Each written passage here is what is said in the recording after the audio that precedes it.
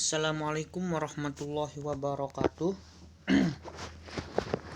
Perkenalkan, nama saya Yudi Sultoni. Di sini saya akan menjelaskan tentang metabolisme tumbuhan, nitrogen dan sulfur. Metabolisme dalam bahasa Yunani metabolismos, yang berarti perubahan, adalah semua reaksi kimia yang terjadi dalam organisme, termasuk yang terjadi di tingkat seluler. Metabolisme disebut juga reaksi enzimatis karena metabolisme terjadi selalu menggunakan katalisator enzim.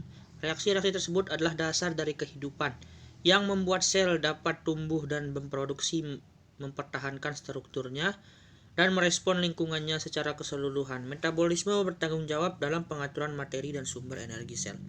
Peran metabolisme inilah yang menjadikan suatu reaksi yang sangat penting bagi kelangsungan hidup makhluk hidup. Tumbuhan menghasilkan metabolit sekunder yang berfungsi untuk melindungi tumbuhan tersebut dari serangan bakteri, jamur, serangga, dan jenis patogen lainnya. Serta tumbuhan mampu menghasilkan vitamin untuk kepentingan tumbuhan itu sendiri. Dan hormon-hormon yang merupakan sarana bagi tumbuhan untuk berkomunikasi antara organnya atau jaringannya dalam mengendalikan dan mengkoordinasikan pertumbuhan dan perkembangannya. Metabolisme nitrogen. Nitrogen merupakan elemen yang sangat esensial menyusun bermacam-macam persenyawaan penting, baik organik maupun anorganik. Nitrogen menempati porsi 1-2% dari berat kering tanaman.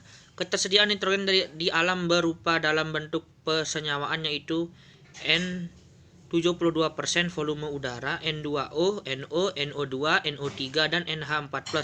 Di dalam tanah, lebih dari 90% nitrogen adalah dalam bentuk anorganik. Di alam terjadi siklus N sebagai proses aliran materi. Persenyawaan nitrogen di luar tubuh organisme lebih banyak sebagai N anorganik. Sebagian berupa anion dan kation yang larut dalam air. Berapa dalam sistem tanah, air larut dalam air berada dalam sistem tanah.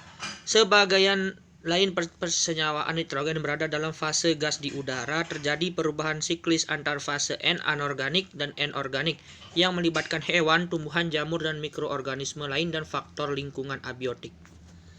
Metabolisme sulfur. Sulfur merupakan salah satu unsur makro yang esensial. Tumbuhan yang menyerap sulfur dari lingkungannya berupa SO3, SO4 yang diserap melalui akar atau dalam bentuk gas SO2 dan H2S yang diserap melalui daun. Daerah yang kaya akan gas ini adalah di sekitar kawah gunung berapi yang masih aktif.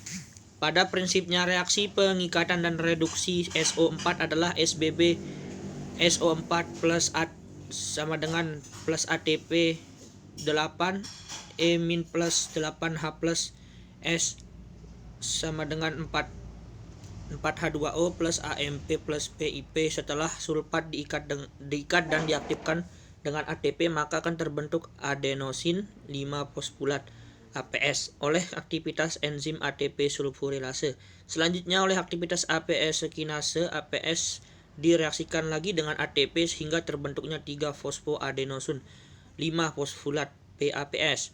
Kemudian oleh sulfat reduktase, PAPS diredusir dan terbentuk senyawa sulfida. Senyawa ini akan digunakan untuk menyusun asam amino bersulfur yang sangat penting, yaitu cysteine dan metionin. Sulfur menjadi bagian dari gugus aktif dengan terbentuknya gugus sulfhidril. Salah satunya senyawa yang penting dengan gugus aktif sulfhidril adalah koenzim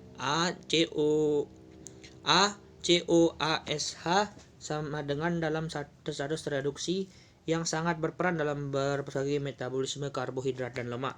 Mungkin hanya ini yang dapat saya sampaikan. Mohon maaf atas segala kesalahannya. Wassalamualaikum warahmatullahi wabarakatuh.